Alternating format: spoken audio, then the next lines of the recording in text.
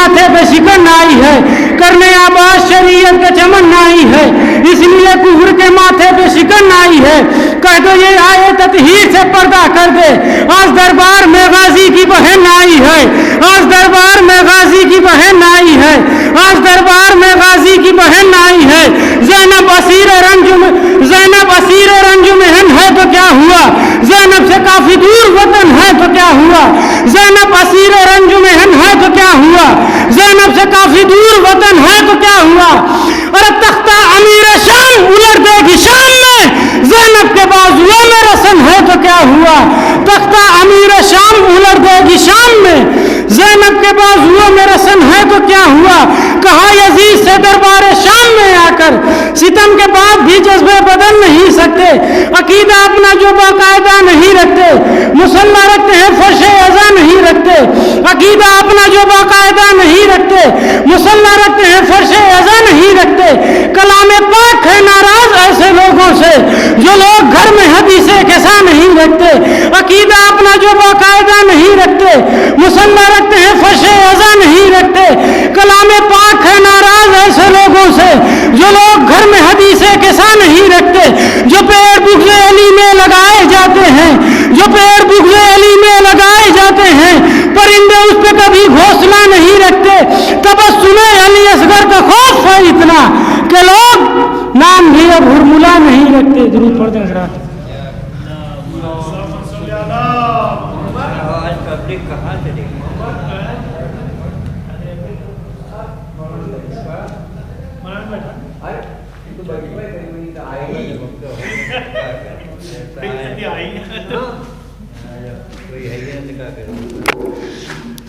नारे सलवात मोहम्मद वाले मोहम्मद कि लहू है पाक बदन में बता दिया जाए, लहू है पाक बदन में बता दिया जाए, अली के नाम का नारा लगा दिया जाए। लहू है पाक बदन में बता दिया जाए, अली के नाम का नारा लगा दिया जाए। तो तरीका यही भी है जल्दी अमीर बनने का, गमे हुसैन में सब कुछ लुटा दिया जाए, गमे हुसैन में सब कुछ लुटा दिया जाए। तरीका ये भी है जल्दी अमीर बनने का, गमे हुसैन में सब कुछ लुटा दिया जाए। नारे सलवात। मोहम्मद वाले मोहम्मद कि दुनिया में हादसात के झोंके हुए बहुत, दुनिया में हादसात के धोखे हुए बहुत, मेरे कदम जमे रहे राहे से बात में। तो ज़ैनब ने इत्मीनान से चादर में बांधकर बैयत की लाश फेंक दी नहरे फुरात में। ज़ैनब ने इत्मीनान से चादर में बांधकर बैयत की लाश फेंक दी नहरे फुरात में। नारे सलवात।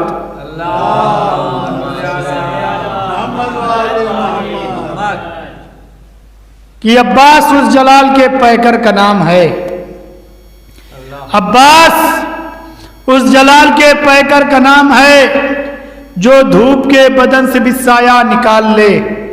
अब्बास उस जलाल के पैकर का नाम है जो धूप के बदन से भी साया निकाल ले। तो अब तक किसी यजीद की हिम्मत नहीं हुई परचम से बढ़कर मश्क सकीना उतार ले। अब तक किसी यजीद की हिम्मत नहीं हुई परचम से बढ़कर मश्क सकीना उतार ले। नारे सलवात।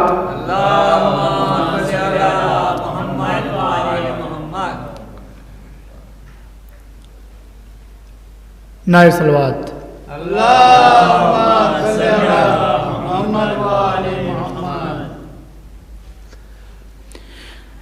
कि करबला से जब ज़ियारत के पयाम आने लगे, करबला से जब ज़ियारत के पयाम आने लगे,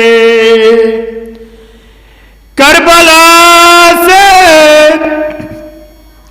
जब ज़ियारत के पयाम आने लगे, ख्वाब में भी یاد اکثر ان کے نام آنے لگے، خواب میں بھی یاد اکثر ان کے نام آنے لگے، الظاہر شبیر کے گھر سے ادھر نکلے قدم۔ ظاہر شبیر کی عظمت کیا ہے، سماعت فرمائیں کہ ظاہر شبیر کے گھر سے ادھر نکلے قدم، میرے مولا کہ ادھر سے خود سلام آنے لگے، ظاہر شبیر کے گھر سے ادھر نکلے قدم، میرے مولا کہ ادھر سے خود سلام آنے لگے۔ نعرہ صلوات۔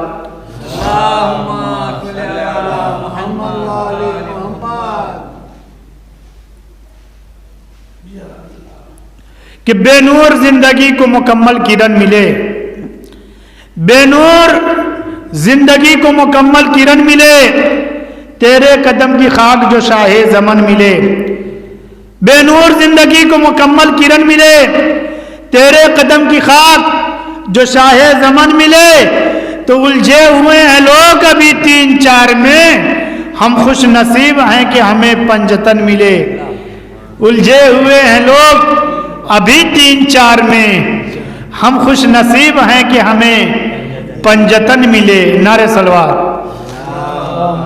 صلی علی محمد و آل محمد عجل فرج۔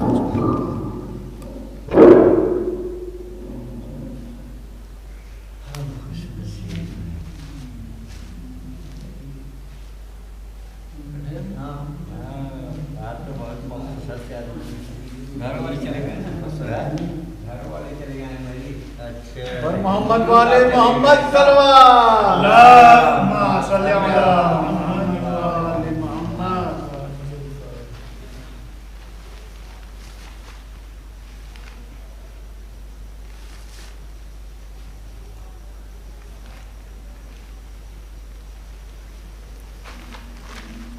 اللہم صلی علی محمد و آل محمد۔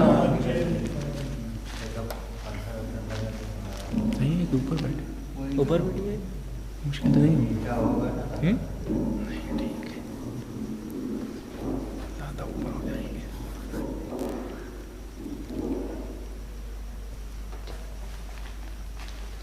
صحیح رحم اللہ من قرأ الفاتحہ۔ بسم اللہ الرحمن الرحیم، الحمد للہ رب العالمین، الرحمن الرحیم، ایاک نعبد و ایاک نستعین، صراط المستقیم، صراط الذین أنعمت غیر المغضوب علیہم۔ لا حول ولا قوة إلا بالله العلي العظيم۔ أعوذ بالله من الشيطان اللعين الرجيم، بسم الله الرحمن الرحيم، الحمد لله الذي هدانا لهذا وما كنا لنهتدي لولا أن هدانا الله، لقد جاءت رسل ربنا بالحق، والصلاة والسلام والتحية والإكرام، أصل ما في كل وجود، سر الله في كل موجود، نقطة الدائرة الوجود، صاحب لواء الحمد والمقام المحمود، مولانا ومولى الثقلين وقاب وقوسين، جد الحسن والحسين، نبي القاسم محمد۔ اللہم صلی علی محمد و آل محمد۔ وعلى أهل بيت الطيبين الطاهرين ولعنة الله على أعدائهم أجمعين من يومنا هذا إلى قيام يوم الدين. أما بعد، فقد قال الله تبارك وتعالى في كتابه المجيد وهو أصدق الصادقين وقوله الحق. بسم الله الرحمن الرحيم. من جاء بالحسنة فله عشر أمثالها. صلوات علی محمد وآلہ اللهم صل على محمد وآل محمد. عزیزان محترم، میرے معزز سامعین، صاحبان عقل و خرد، جس آیت کے حصے کو میں نے اپنا سرنامہ سخن قرار دیا یا موضوع گفتگو کے لیے جس آیت کے حصے کو سرنامہ قرار دیا ہے، بہت ہی مشہور و معروف آیت ہے. آپ جائیے سرچ کریے، دیکھیے کہ خداوند عالم اس آیت میں اپنے بندوں سے مخاطب ہے،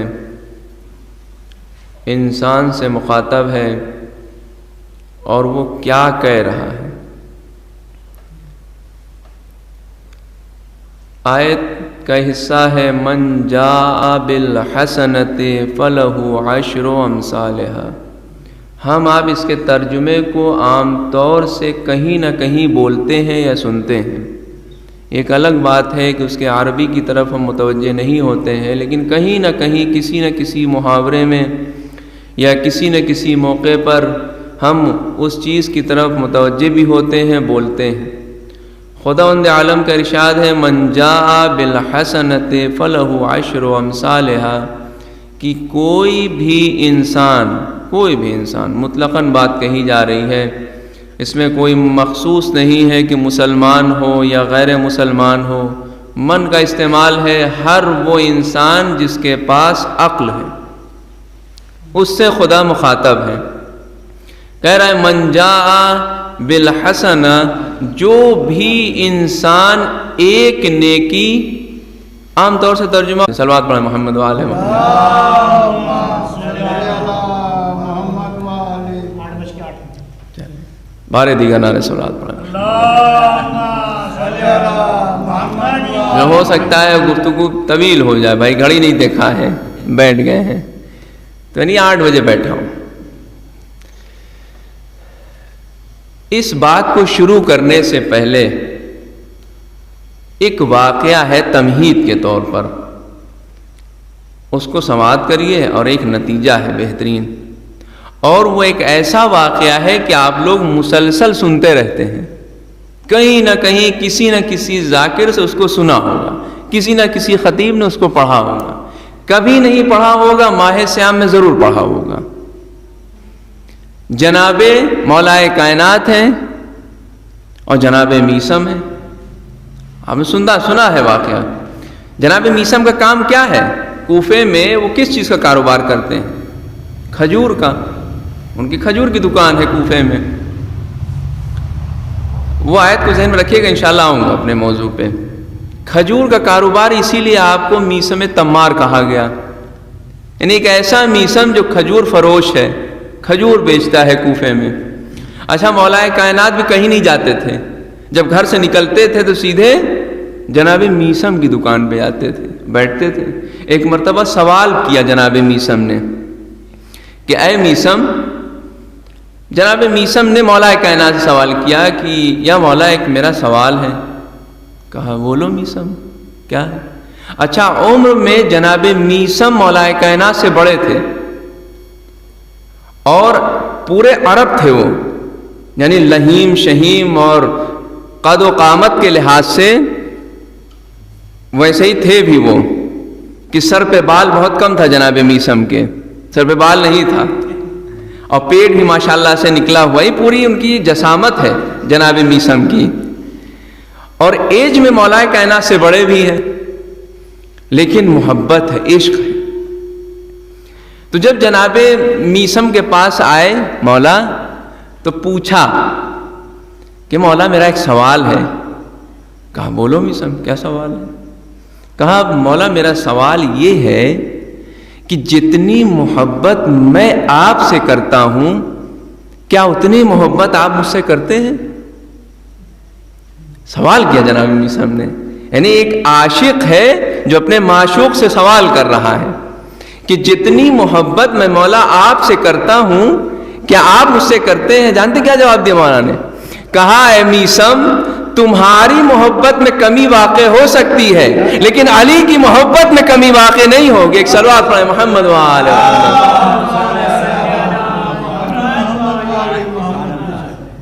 یہ جناب میسم ہے. آپ کا بارہا یہ واقعہ سنا, صرف ایک نتیجہ دینا چاہتا ہوں اس واقعے سے.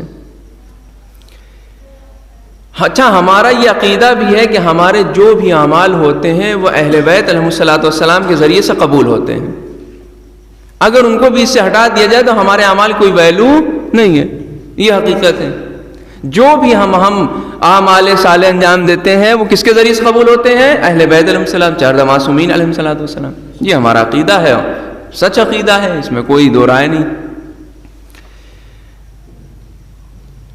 ان کی دکان ہے, ایک شخص آیا, صرف سنا ہوا واقعہ, نتیجے پہ غور کریے گا. شخص آیا اور اس نے کھوٹا سکہ دیا اور مولا کائنات سے بھی, مولا کائنات نے جناب میسم کی کھجور سے کھجور نکالی اور اس کے ہاتھ میں دے دی. وہ لے کے چلا گیا. اچھا وہ بھی خوب خوش ہوا کہ ہم نے علی کو جو ہے آج کھوٹا سکہ دے دیا ہے اور اچھی کھجور لے لی ہے. خوش ہوا وہ کہ ہم نے علی کو نعوذ باللہ اعوذ باللہ نے بے وقوف بنایا ہے. اور ایسے کو جو زمین و آسمان کے راستے نہ جانے کتنی مرتبہ اس نے سلونی کا دعویٰ کیا ہو, کہا ہو کہ پوچھنا ہو جو کچھ چاہو مجھ سے پوچھ لو. ایک ایسا شخص جو ہمارے درمیان میں رہا. بہرحال اب انہوں نے دیا مولا نے, وہ لے کے چلے گئے. وہ اس بات پہ خوش ہو گئے کہ ہم نے شاید علی کو بیوقوف بنا دیا. اب وہ صاحب جب گھر, ایک دم سنا ہوا واقعہ ہے, یہ آپ کا ہر بچہ جانتا ہے اس واقعے کو. جب وہ گھر لے کے گئے دیکھا تو کھجور بھی کھوٹے, سڑے ہوئے کھجور, کیڑے لگے ہوئے. اتنی ہی دیر میں جناب میسم بھی آ گئے اپنی دکان پہ اور مولا کائنات نے وہ سکہ میسم کے حوالے کر دیا. امین ہے مولا, امین ہے. وہ سکہ دے دیا. اب جب میسم نے دیکھا کہا مولا یہ تو سکہ کھوٹا ہے, بیکار ہے, کسی کام کا نہیں ہے, کوفے میں کہیں نہیں چلے گا, میں کچھ خریدوں گا نہیں خرید سکتا. کہا میسم صبر کرو, ابھی تم کو اس کا رزلٹ ملے گا. تھوڑی دیر کے بعد اب وہی صاحب الٹے پیر واپس آئے اور کہا علی یہ کھجور کھوٹے ہیں, یہ کھجور خراب ہے. تو مولا نے کہا یہ بتاؤ تمہارے سکے میں کتنی زیادہ سلامتی تھی؟ جیسا تمہارا سکہ ویسا کھجور. اب عزیزو واقعی یہ ہم نے واقعہ سنا اور پڑھا, لیکن نتیجہ کیا نکلتا ہے؟ جس علی کو کھوٹا سکہ نہ برداشت ہو وہ ہمارے کھوٹے اعمال, جس میں ریاکاری ہو, جس میں مکاری ہو, جس میں دکھاوا ہو, وہ علی کہاں سے قبول کرے گا؟ ایک صلوات پڑھے محمد وآل محمد.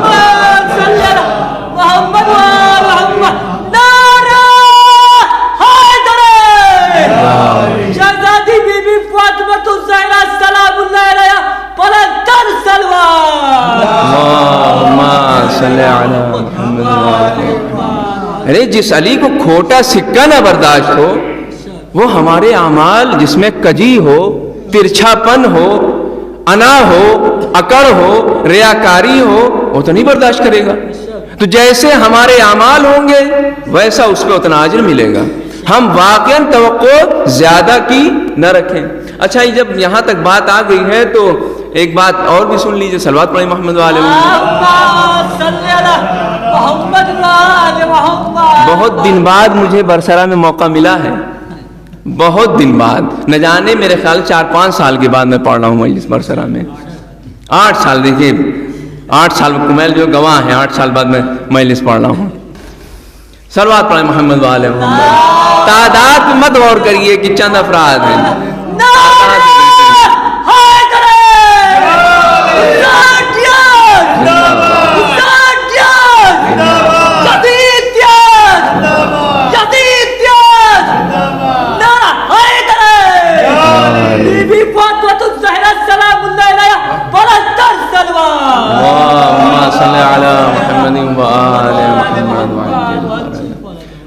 کوئی بھی عمل انجام دیتے ہیں، اچھا اللہ نے جب انسان کو خلق کیا، آیت آپ کی سنی ہوئی ہے تو یہاں سے شروع کروں تب اپنے تک پہنچوں، قرآن ہی سے شروع کروں.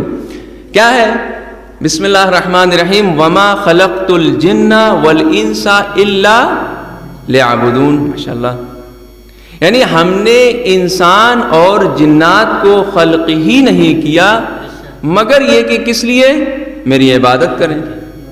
خلقت انسان کیا ہے یا خلقت اجنہ کیا ہے؟ اللہ کی عبادت. یعنی پھر اس سے نتیجہ کیا نکلا؟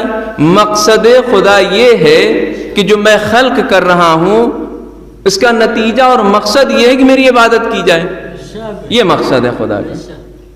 یعنی مقصد خدا یہ ہے کہ جو میں نے انسانوں کو یا اجنہ کو خلق کیا ہے وہ اس وجہ سے کہ میری عبادت کی جائے. اچھا، اس کا مطلب یہ ہوا کہ اس سے اس قرآن سے ہم کو ایک نتیجہ ملا کہ کوئی بھی کام اگر بغیر مقصد کا ہے سب کچھ ہو سکتا ہے، سنت خدا میں وہ شامل نہیں ہو سکتا.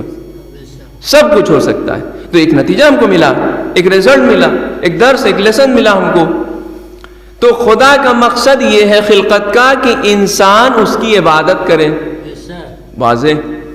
اب یہ بتائیے کہ اب جب حضرت انسان اس خدا کی عبادت کر رہے ہیں تو اس عبادت کا کیا مقصد ہے؟ سوال ہوا کہ نہیں واضح؟ بھائی اللہ، توجہ رکھیے گا تھوڑی دیر، بہت ہی بہترین نتیجے تک پہنچیے گا آپ لوگ. اللہ کی خلقت کا مقصد یہ ہے کہ انسان اس خدا کی عبادت کرے. یہ اس کا مقصد ہے. ہماری عبادت جو ہو رہی ہے خدا کے لیے، یہ جو ہم عبادت کر رہے ہیں، اس عبادت کرنے کا مقصد کیا ہے؟ کیا مقصد ہے؟ مثلا ہم نے یہ فرشیزہ بچھایا، یہ بھی عبادت میں شامل ہے. مجلس ہو رہی ہے جناب سیدہ سلام اللہ علیہ کے حوالے سے، یہ بھی عبادت ہے. ایک دوسرے کو آدمی سلام کرتا ہے، یہ بھی عبادت ہے. ایک دوسرے کی احوال پرسی کرتا ہے، یہ بھی عبادت ہے. عبادت کا دائرہ بہت وسیع ہے، بہت زیادہ ہے. تو یہ جو ہم عبادت کر رہے ہیں اس کا مقصد کیا ہے؟ ہم یہ جو عبادت، تو عام طور سے لوگ یہ کہیں گے مولانا ہم عبادت اس لیے کر رہے ہیں کہ ثواب زیادہ مل جائے. بھائی فرش بچھا ہے اس لیے کہ ثواب ملے. کیا خدا نے ہم کو یہ جو خلقت کی ہے اس لیے کہ تم عبادت کرو تاکہ ہم ثواب دیں؟ سوال واضح ہوا کہ نہیں میرا؟ کیا خدا نے انسان کی اس لیے خلقت کی ہے کہ بھیا تم عبادت کرو تاکہ ہم ثواب دیں؟ یا مثال کے طور پہ ہم قرآن پڑھتے ہیں، ماہ سیام میں پڑھتے ہیں، عام دنوں میں پڑھتے ہیں، کس لیے؟ تاکہ ثواب ملے. یہی ہوتا ہے عام طور سے لوگ. مثلا کہیں ہم مجلس جلوس میں گئے، جا کے ہم نے کسی شبی کا بوسہ لیا، کیوں؟ تاکہ ثواب ملے. ٹھیک. یا مثلا یہاں سے نکلے، ہندوستان سے نکلے، ایران، عراق اور یثرب جیسی جگہ پہنچے، کس لیے؟ تاکہ ثواب ملے. تو کیا ہماری عبادت کا مقصد ثواب ہے یا کچھ اور؟ توجہ رکھیے گا عزیزوں. کیا ہماری عبادت کا مقصد ثواب ہے یا کچھ اور؟ اب میں یہاں پر ایک مثال دوں گا. مثال سے شاید میں اپنی بات واضح کر لیں. صلوات پڑھیں محمد وآلہ محمد. سوال واضح ہوا یا نہیں کہ کیا ہم یہ جو عبادت کر رہے ہیں اس کا مقصد ثواب ہے یا کچھ اور ہے؟ ٹھیک. اب میں مثال دوں گا. ایک چھوٹا سا بچہ ہے ہمارے گاؤں میں، مثلا مثال ہے صرف، ایک چھوٹا بچہ ہے جو بہت ہی خوبصورت ہے، بہت ہی خوبصورت ہے. اب ہم یہ چاہ رہے ہیں کہ اس بچے کو اپنے پاس بلائیں اور اس کو سینے سے لگائیں اور اس کا بوسہ لیں، اس کو چومیں.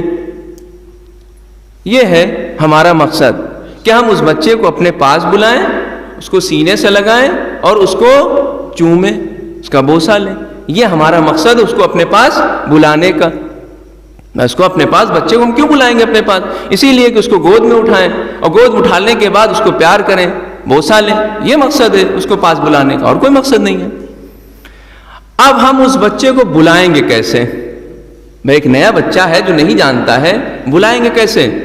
جو چالاک لوگ ہوتے ہیں وہ کیا کریں گے؟ وہ بغل میں دکان ہوئے، دکان تک جائیں گے اور چاکلیٹ لے کے آئیں گے اس کے لیے. توجہ رکھیے گا عزیزوں, بغل میں جائیں گے, چاکلیٹ لے کے آئیں گے, اور اب اس چاکلیٹ کے ذریعے بچے کو اپنے پاس بلائیں گے. اور بچہ آئے, بچے نے چاکلیٹ دیکھی, آیا اور لے کر چلا گیا. توجہ رکھیے گا عزیزوں, میں ایک بہترین نتیجے تک آپ کو لے جانا چاہتا ہوں. بچہ آیا, چاکلیٹ لیا, لے کر چلا گیا. یہ بتائیے جو آپ کا مقصد تھا, جو آپ کی چاہت تھی, وہ پوری ہوئی یا نہیں؟ بھائی آپ کا مقصد یہ تھا کہ اس بچے کو گود میں اٹھا کے اس کا بوسہ لیں, اس کو پیار کریں, لیکن اس بچے نے آپ کے ہاتھ سے چاکلیٹ لی اور لے کر چلا گیا.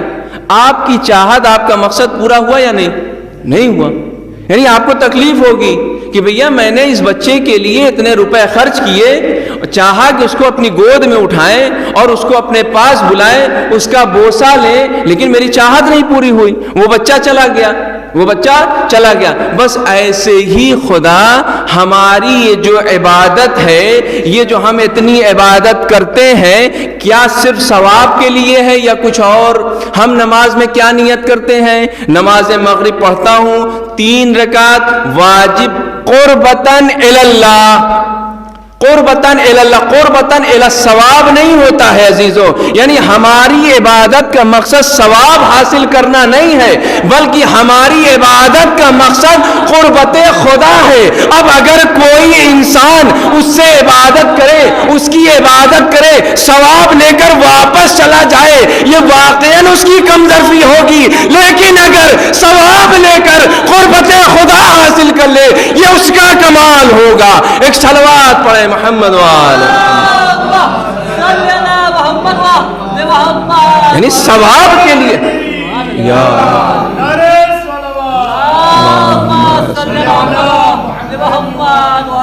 یعنی ہماری عبادت کا مقصد ثواب نہیں ہے, یہ صرف ایک چاکلیٹ کی مانند ہے, تاکہ انسان اس ثواب کے لالچ میں آ کر خدا سے قریب ہو جائے.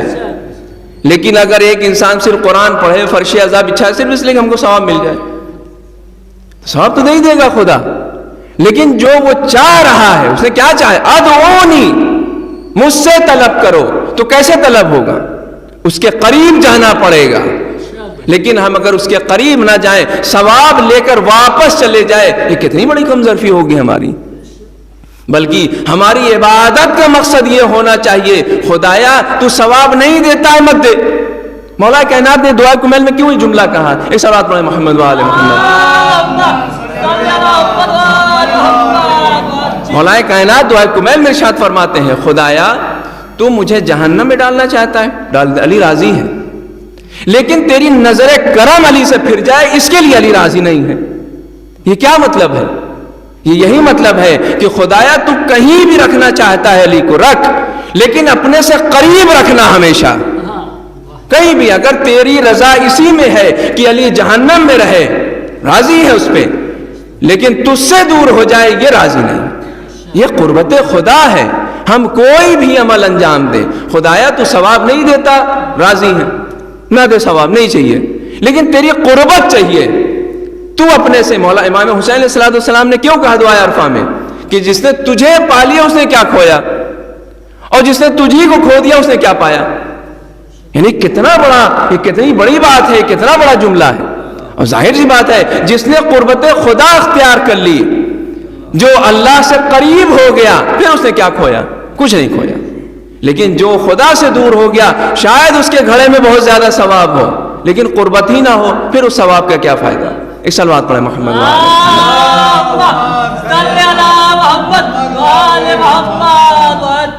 یہ ایک تمہیدی طور پہ آپ کے سامنے گفتگو تھی, تو جس آیت کے جملے کو میں نے سرنامہ سخن قرار دیا, اس پہ توجہ رکھیے گا عزیزوں.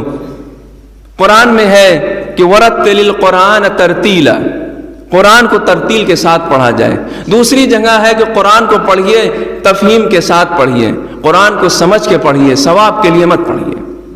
ثواب خدا کا کام ہے, وہ دے گا, اس کے خزانے میں بے پناہ ہے. اور ثواب کوئی ضروری نہیں کہ ثواب ایک چھپی ہوئی چیز ہو. ثواب نہ جانے کسی بھی زاویے سے وہ دے سکتا ہے. ثواب آپ کو آپ کے رزق میں برکت دے دے, یہ بھی ایک ثواب ہے. جو انسان بے اولاد ہے اولاد دے دے, یہ بھی ایک ثواب ہے. تو ثواب کی شکل نہیں ہوتی ہے، ثواب کی شکل و صورت نہیں ہوتی ہے، کسی نہ کسی زاویے سے خدا دے سکتا ہے، ثواب کی کوئی شکل نہیں ہوتی ہے۔ تو قرآن کے بارے میں ہے کہ تفہیم سمجھ کے پڑھیے قرآن کو، بس اس لیے نہیں کہ کھول کے بیٹھ گئے ثواب لے رہے ہیں، تو بس وہی بچے کی طرح حال ہوگا کہ چاکلیٹ لے کے واپس چلے جائیں، لیکن نہیں، قربت کے لیے۔ کیوں؟ اس لیے کہ اللہ نے دیکھے کہیں بھی رکھا ہے، وہی کہا ہے قربتاً اللہ، قربتاً اللہ، کوئی بھی کام قربتاً اللہ، یعنی خدا چاہتا ہے مجھ سے قریب ہو، نہ کہ ثواب۔ اب جب ہم نے یہ آیت پڑھی، آیت کا حصہ ہے، ایک مکمل آیت نہیں ہے، من جاء بالحسنۃ فلہ عشر امثالھا، جو انسان، عام طور سے ترجمہ ہوتا ہے جو انسان ایک نیکی انجام دے گا، خدا اس ایک نیکی کو 10 گنا کنورٹ کر دے گا، تبدیل کر دے گا، 10 گنا بڑھا دے گا۔ یہ عام طور سے ترجمہ ہوتا ہے اس آیت کا۔ عزیزو، آیت کیا ہے؟ من جاء، اس کی جگہ پر خدا نے من فعل، ذرا سے دقیق توجہ رکھیے گا عزیزو، میں کیا کروں، میں خود مجبور ہوں اپنے لحاظ سے، تو تھوڑا متوجہ رہیے گا میری بات میں۔ من فعل نہیں رکھا، فعل جاء میں فرق ہے۔ جاء کے معنی ہوتے ہیں کسی چیز کا آنا، جاء کے معنی ہوتے ہیں کسی چیز کا لانا، جاء کے معنی ہوتے ہیں آنا، اور فعل کے معنی ہوتے ہیں انجام دینا۔ اب ترجمہ کریے، من جاء بالحسنۃ فلہ عشر امثالھا، جو انسان ایک نیکی لائے گا، فرق واضح ہوا کہ نہیں؟ جو انسان ایک نیکی لائے گا، خدا اس کی اس لائی ہوئی ایک نیکی کو 10 گنا بڑھا دے گا۔ اب سوال یہاں یہ ہوتا ہے کہ یہ 10 گنا خدا کا کیا ہے؟ یہ 10 گنا کیا ہے خدا کا؟ کسی کو نہیں پتا۔ ایک چھوٹی سی مثال میں دے دوں آپ لوگوں کو، 10 گنا کیسے سمجھ میں آئے گا خدا کے۔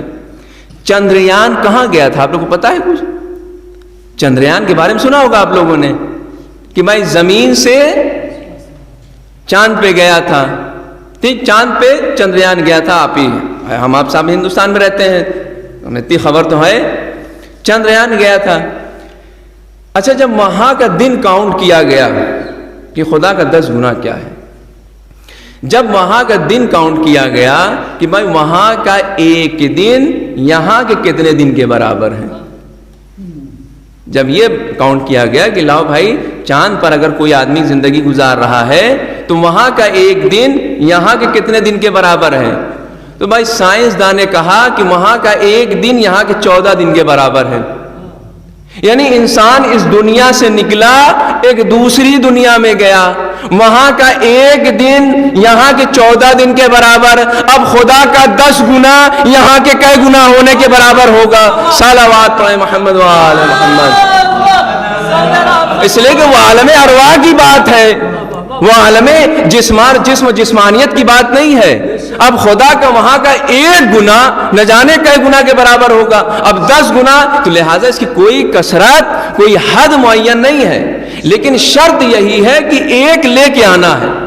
یہ ترجمہ ہے، من شرط ہے، خدا شرط لگا رہا ہے، یعنی شرط یہ ہے کہ ایک لے کر آنا ہے، اس کو اتنا ملے گا۔ اس کا مطلب یہ ہوا کہ ایک لانا بہت اہم ہے۔ اب ہم اس کا ذرا سے تجزیہ کریں اور تحلیل کریں۔ صلوات پڑھیں محمد و آل محمد۔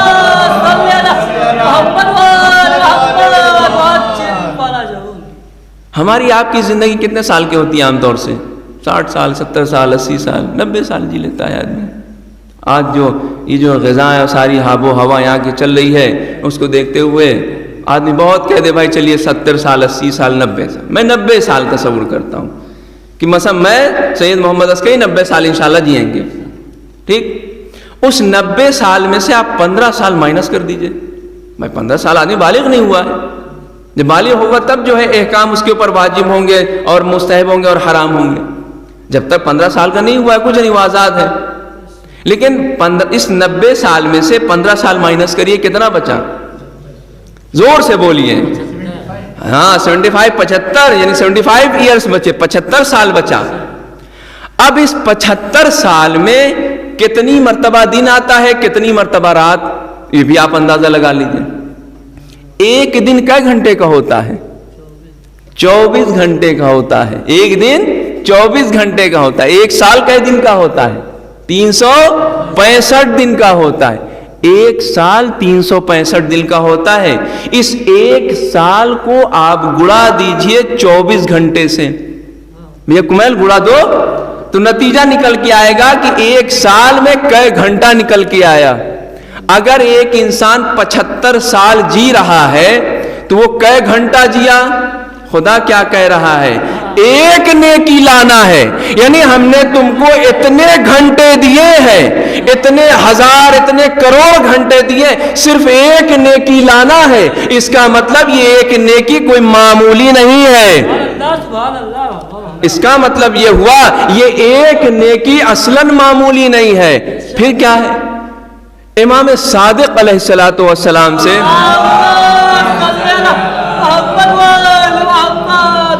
امام صادق علیہ السلام سے کسی نے سوال کیا، یا ابن رسول اللہ یہ تقوی کیا ہے؟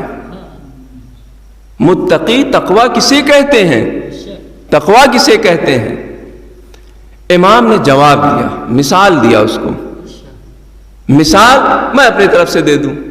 تقوی، مان لیجئے آپ کو ایک ایسے جنگل میں چھوڑ دیا جائے جو جنگل خاردار ہو، کانٹوں سے بھرا ہو ایک دم، اور کہا جائے کہ اور آپ کو ایک ریشمی لباس پہنا دیا جائے جو حرام ہے، لیکن مثال میں تصور کر لیں، ریشمی لباس آپ کو دے دیا جائے کہ بھائی صاحب اس کو آپ زیب تن کر کے یہ جنگل کراس کر لے جانا ہے، اور جو جنگل کراس کر لے جائے گا اس کے لیے بہترین انعام ہے۔ اب آدمی کیا کرے گا؟ یعنی ریشمی لباس میں خاردار جنگل ہے، آدمی کوشش یہی کرے گا نا ہمارے دامن کا کوئی بھی حصہ اس کانٹے میں نہ الجھنے پائے۔ یہ سب سوال کرے گا، یہ آدمی سوچے گا ہمارے دامن کا کوئی بھی حصہ اس خار میں نہ الجھنے پائے، اس لیے کہ اگر خار میں الجھ گیا تو جو شرط لگائی ہے وہ پوری نہ ہوگی۔ اب یہی تقوی کا اثر ہے عزیزو، کہ تقوی کہتے کسے ہیں؟ تقوی میں انسان ریاکاری سے بچے، انسان مکاری سے بچے، انسان فریب سے بچے، انسان دھوکے سے بچے، ان تمام چیزوں سے بچتا چلا جائے گا، تب وہ منزل طے ہوگی۔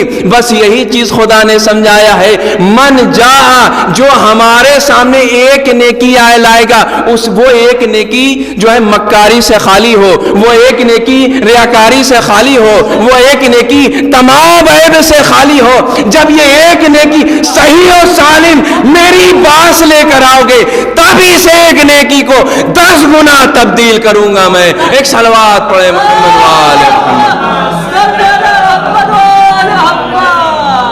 یعنی یہ ایک نیکی ہم کو سوچئے، ہم کو خدا نے 75 سال دیا ہے، 1-2 سال نہیں، 60 سال دیا ہے۔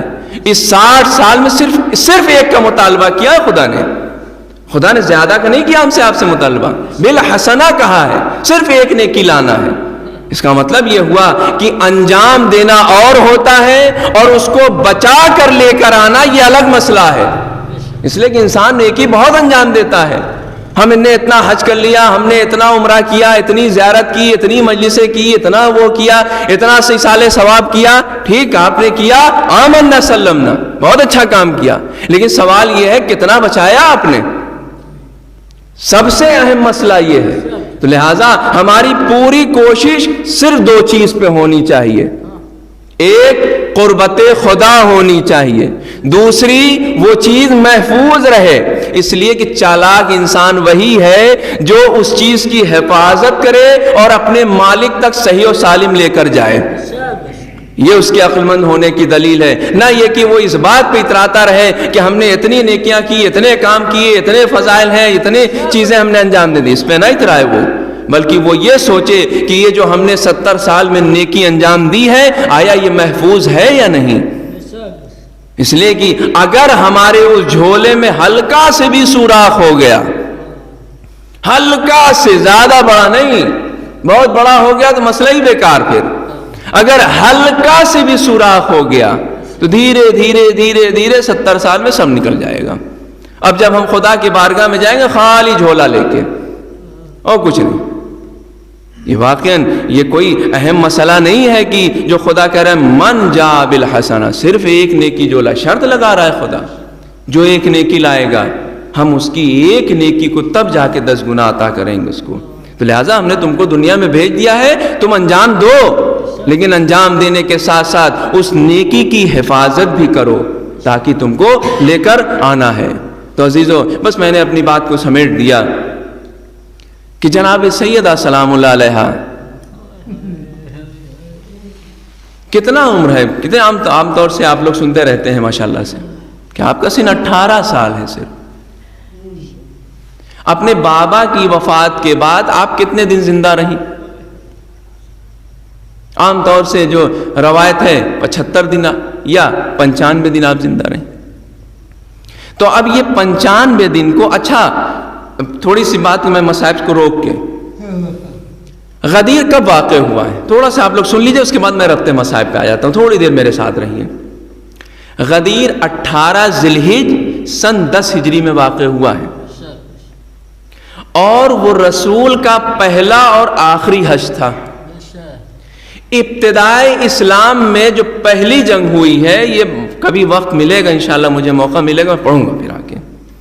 ابتدائے اسلام میں جو پہلی جنگ ہوئی ہے اس میں مسلمانوں کی تعداد کتنی تھی؟ 313. یہ 313 مسلمان جو جس کا نام ہے جنگ بدر، اس میں اتنے ہو پائے تھے. 2 یا 1 گھوڑا تھا، اسی طرح سے کچھ تلوار تھی اور کچھ زریں تھیں اسی طرح، لیکن جو مسلمانوں کی تعداد ہے وہ 313. یہ کب کا ہے؟ یہ ابتداء اسلام یعنی 1 ہجری یا 2 ہجری کا واقعہ ہے، غالباً 2 ہجری کا واقعہ ہے. ٹھیک، اسی کے 2 ہجری کے بعد آتا ہے 10 ہجری. کتنے سال کے بعد؟ 8 سال کے بعد.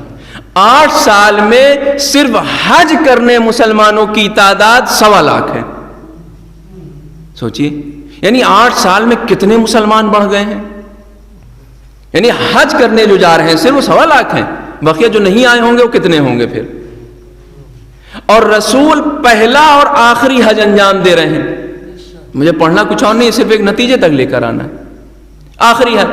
ہر مسلمان کے دل میں یہ آرزو ہے کہ ہم رسول کے ساتھ ایک حج کر لیں. ہر مسلمان کے دل میں یہ آرزو ہے کہ ہم رسول کے ساتھ ایک حج کر لیں. بہرحال وہ آرزو پوری بھی کی اللہ نے. یہ آرزو پوری کی سن 10 ہجری میں. اب رسول 18 ذی الحجہ کو سن 10 ہجری میں ولایت کا اعلان کرتے ہیں مولا کائنات کی. یہ تھوڑی سی تحلیل ہے، میرے ساتھ رہیے گا. ٹھیک، 10 ہجری میں سن 10 ہجری کو تاریخ ہے 18 مہینہ ہے ذی الحجہ. ذی الحجہ کے بعد کون سا مہینہ آتا ہے؟ محرم. محرم بھائی ذی الحجہ یعنی سال ختم ہو گیا. اس کے بعد جو نیا سال شروع ہوتا ہے ذی الحجہ کے بعد محرم. محرم کے بعد سفر. رسول خدا کا انتقال کس مہینے میں ہوا ہے؟ اسی سفر میں ہوا ہے. 28 سفر سن 11 ہجری کو آپ کا انتقال ہوا ہے. کتنے مہینے کے بعد انتقال ہوا؟ 2 مہینے کے بعد. یعنی کل حج کرنے کے بعد یا وہ اعلان ولایت کے بعد کتنے دن رسول زندہ رہے؟ 30 دن محرم، 28 دن سفر. 28 30 کتنا ہوا؟ کتنا ہوا؟ 58. 12 دن ادھر، 70 دن. یعنی اعلان ولایت کے بعد علی صرف یہ رسول خدا صرف 70 دن زندہ رہے. 70 دن رہے کہ نہیں؟ اچھا، غدیر کا واقعہ ہے بہت عجیب. تاریخ میں ملتا ہے کہ وہ واقعہ، وہ پورا قافلہ زیادہ سے زیادہ 1 ہفتہ یا کم سے کم 3 دن روکا گیا تھا غدیر میں. ابھی میں جونپور سے چلا آیا ہوں اور انشاءاللہ جونپور جاؤں گا. اب بھائی میں اپنی فیملی کو فون کروں گا کہ میں اس وقت نکل چکا ہوں اعظم گڑھ سے، تو میری فیملی کو یہ پتا ہوگا کہ اتنے گھنٹے کے بعد میں جونپور پہنچ جاؤں گا. پتا ہوگا کہ نہیں؟ پتا ہوگا. ٹھیک، اب اگر اس گھنٹے سے زیادہ ٹائم زیادہ ہونے لگے، بھائی انسان 1 گھنٹہ پریشان ہوگا، 2 گھنٹہ پریشان ہوگا، پھر اس کے بعد اب اس کی پریشانی کی کیا کیفیت ہوگی وہ ہم آپ اندازہ نہیں لگا سکتے. ٹھیک، یہ قافلہ جب نکلا ہے مدینے سے مکے کی طرف، اب جب حج کا موسم ختم ہو چکا ہے، 3 دن ایکسٹرا ہوا کہ نہیں؟ گھر والے پریشان ہوئے کہ نہیں کہ بھیا کہاں رہ گئے؟ اب جب یہ لوگ پہنچے ہوں گے تو سب نے تو سوال کیا تھا ہوگا نا، کہاں تھے؟ سب نے یہ کہا ہوگا علی کی ولایت کا اعلان ہو رہا ہوگا، یعنی پورے مدینے سے صرف ایک آواز آ رہی ہوگی کہ بھیا علی کی ولایت کا اعلان ہو رہا تھا، اس لیے ہم 3 دن رکے تھے، یہی آواز آ رہی ہوگی۔ اب یہ جب آواز آئی تو اس کا مطلب یہ ہوا کہ یہ واقعہ سب کے ذہن میں بیٹھ گیا ہوگا، یعنی اللہ کے رسول نے ہر طرح سے اہتمام کیا تھا، ہر طرح سے۔ اب یہ واقعہ جب کوئی بھی کام جب طبیعت کے برخلاف ہوتا ہے تو وہ چیز آدمی کو یاد رہتی ہے، ہمیشہ یاد رہتی ہے۔ مطلب میرا ہی ایکسیڈنٹ ہوا، میں یہاں سے جا رہا تھا دہلی نکاح پڑھنے، کیفیات سے ایکسیڈنٹ ہوا، مجھے آج تک یاد ہے۔ تو جب اس طرح کا واقعہ ہوتا ہے آدمی کو یاد رہتا ہے، تو کیا ان لوگوں کو نہیں یاد رہا ہوگا؟ یاد رہا ہوگا، پورے مدینے جتنے بھی انصار تھے، جتنے مہاجر تھے، سب کو یاد رہا ہوگا کہ غدیر ہوا ہے۔ اور غدیر کس لیے ہوئی؟ علی کی ولایت ہے، خلیفۃ اللہ بنے ہیں، خلیفہ مسلمین بنے ہیں، ٹھیک۔ رسول کے اب ملائیے اس کو، رسول کی وفات ہوئی ہے 70 دن کے بعد۔ کیا 70 دن میں پورا مدینہ بھول گیا تھا؟ پورا مدینہ بھول گیا تھا؟ بھائی جیسے ہی انتقال کی خبر ہوئی ہے سب کے سب سقیفہ میں آ گئے کہ نہیں؟ سب آئے سقیفہ میں، جتنے انصار تھے، جتنے مہاجر تھے، مولا کائنات کو چھوڑ کے یا کچھ صحابیوں کو چھوڑ کے سب آ گئے سقیفہ میں۔ کیا ان سب کو جتنے بھی یہاں تھے سب بھول گئے تھے؟ بھائی اتنا اہم واقعہ جو ہر آدمی کو یاد ہوگا کہ بھیا 3 دن روکے گئے تھے ہم کہیں، اور وہ 70 دن کے اندر بھول گیا، کوئی نہیں بھولا ہوگا۔ اس کا مطلب یہ ہے کہ یہ پلاننگ بہت پہلے سے چل رہی تھی۔ میں واقعاً وقت نہیں ہے نہیں تو بیان کرتا، بہت پہلے سے پلاننگ چل رہی ہوگی کہ 70 دن کے بعد یہ کیا ہوا ہے، بہت پہلے سے پلاننگ۔ اسی لیے آپ دیکھیں، تاریخ پڑھیے یا سنیے کسی سے، تاریخ میں ان لوگوں نے، ان حضرات نے ہر جگہ کسی نہ کسی موقع پر رسول کو اذیت دینے کی کوشش کی، صرف اس لیے کہ رسول درمیان سے ہٹے تاکہ ہم قابض ہوں۔ ہر جگہ آپ پوری تاریخ اٹھا کے پڑھیے، ہر جگہ رسول کو اذیت دینے کی کوشش کی۔ ناقہ بتکا دیا اس لیے کہ رسول ناقے سے گر جائیں، شہید ہو جائیں، ہم کو مل جائے۔ بعض لوگ جب کہیں انقلاب آتا ہے تو وہ اسی لیے انقلاب میں شامل ہوتے ہیں تاکہ اپنے مقصد تک پہنچ جائیں۔ ان کو اس انقلاب سے کوئی مطلب نہیں ہوتا، ان کو اپنے مقصد سے مطلب ہوتا ہے۔ بس اسی طرح سے اسلام میں کچھ ایسے لوگ تھے جن کو اپنے مقصد سے مطلب تھا، اسلام سے کوئی لینا دینا نہیں۔ ان کے جسم میں صرف اسلام کا لبادہ تھا، ورنہ اسلام سے کوئی سروکار نہیں تھی ان کو۔ سوچئے 70 دن ادھر، بی بی کی شہادت کب ہے؟ ذی الحجہ میں، جمادی الثانیہ میں، صفر، ربیع الاول، ربیع الثانی، جمادی الاول، جمادی الثانی، یعنی اپنے بابا کے انتقال کے بعد صرف 95 دن زندہ رہی۔ اور زندہ کیا تھی وہ؟ مولا کائنات نے یہ کیوں کہا دفن کرتے وقت، یا رسول اللہ مجھ سے فاطمہ نے کچھ نہیں بتایا ہے؟ آپ سوال کریے گا کہ فاطمہ پر مصیبت کیا ہوئی، مجھ سے کچھ نہیں بتایا۔ بی بی جب ابوالحسن گھر میں آتے تھے مولا کائنات، بی بی اپنے چہرے کو چھپا لیتی تھی۔ یہ چہرے کو کیوں چھپایا؟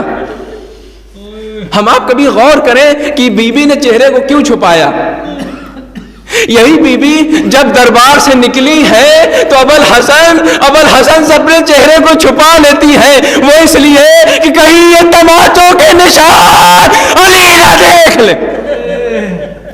ہاں ارباب عزا، آپ آمادہ ہو گئے، آپ خدا آپ کی اس نعمتوں کو محفوظ رکھے اور اس کو ہمارے لیے نجات کا سامان قرار دے۔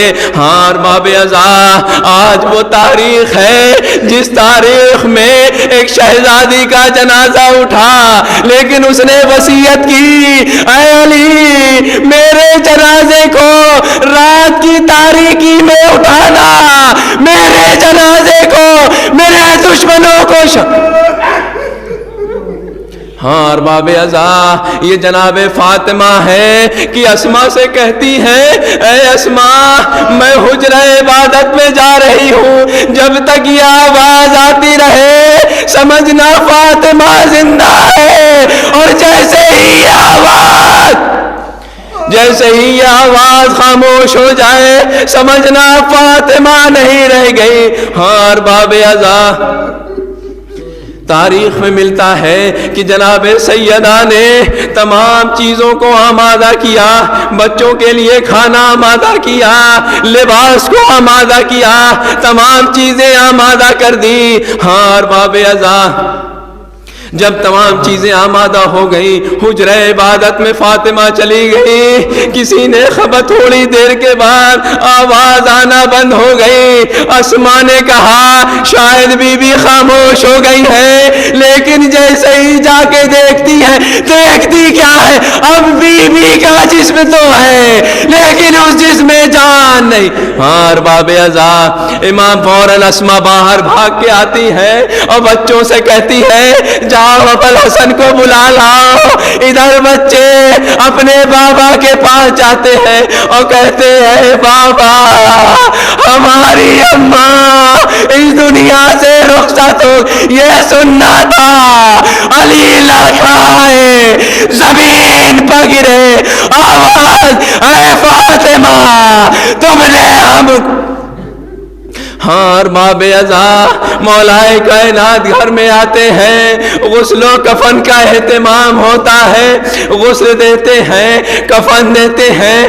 اب سب کی باری آتی ہے کہ ایک کے بعد ایک رخصت, ایک کے بعد ایک رخصت ہو.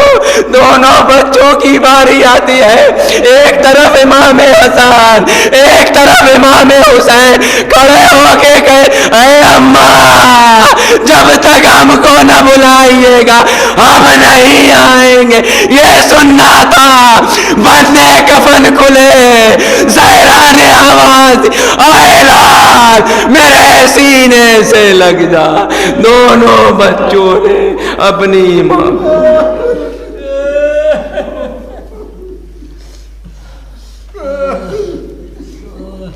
وَسَيَعْلَمُ الَّذِينَ ظَلَمُوا أَيَّ مُنْقَلِبٍ يَنْقَلِبُونَ. اللهم لعن اولا ثم الثاني والثالث والرابع.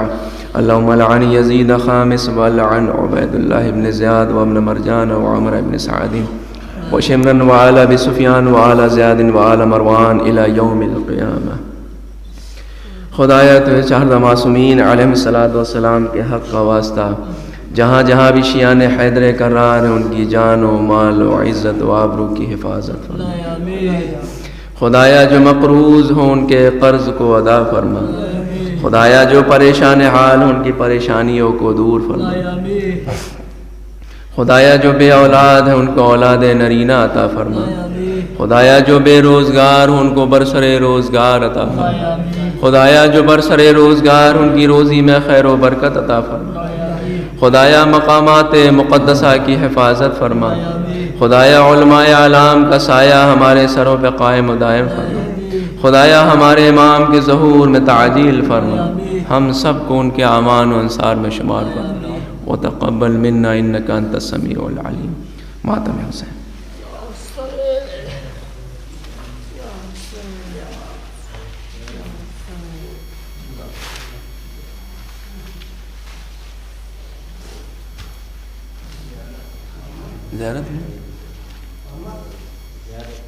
السلام علیکم یا ابا عبداللہ. السلام علیکم ابن رسول اللہ. السلام علیکم ورحمۃ اللہ وبرکاتہ.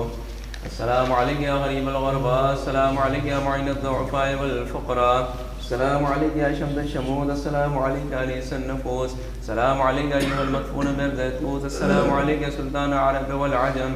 السلام علیکم یا ابا الحسن علی ابن موسیٰ رضا ورحمۃ اللہ وبرکاتہ. السلام علیکم یا مولانا یا صاحب عصر الزمان. الامان الامان الامان. السلام علیکم یا خلیفۃ الرحمن. السلام علیکم یا شریک القرآن. السلام علیکم یا مظہر الایمان. السلام علیکم یا امام زماننا. هذا عجل اللہ تعالی فرجک و ظہورک. السلام علیکم ورحمۃ اللہ وبرکاتہ. اللہم صل علی محمد.